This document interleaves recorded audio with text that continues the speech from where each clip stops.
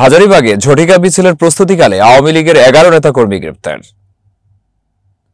রাজধানীর হাজারীবাগে ঝটিকা মিছিলের প্রস্তুতিকালে কার্যক্রম নিষিদ্ধ আওয়ামী লীগ ও এর অঙ্গ সংগঠনের 11 নেতাকর্মীকে গ্রেপ্তার করেছে পুলিশ।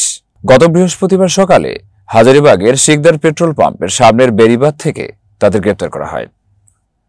গ্রেপ্তারকৃত ব্যক্তিরা হলেন লালবাগ থানা আওয়ামী লীগের কর্মী মোহাম্মদ নুর ইসলাম, চকবাজার থানা যুবলীগের কর্মী সৈয়দ বাদশা মিয়া, হাজারীবাগ থানা ছাত্রলীগের কর্মী মোহাম্মদ জাহিদ হাসান হৃদয়, কামরাঙ্গীরচর থানা ছাত্রলীগের কর্মী সাব্বির হোসেন, মোহাম্মদ বিল্লাল হোসেন, মোহাম্মদ মিলন মৃধা, মোহাম্মদ আমির হোসেন, কামরাঙ্গীরচর থানা যুবলীগের কর্মী মানিক দাস, শ্রাবণ আহমদ ওরফে ইভান, হাজারীবাগ থানা যুবলীগের কর্মী মোহাম্মদ মুশফিকুর রহিম এবং নারায়ণগঞ্জের সদর থানা যুবলীগের কর্মী মোহাম্মদ ফোরাদ হোসেন মাতব্বর।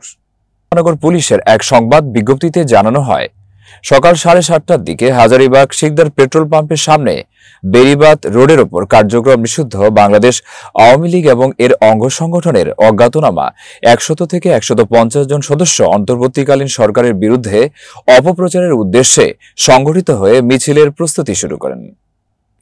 হাজারীবাগ থানা পুলিশ ঘটনাস্থলে পৌঁছালে তারা ছত্রভঙ্গ হয়ে পালানোর চেষ্টা করেন।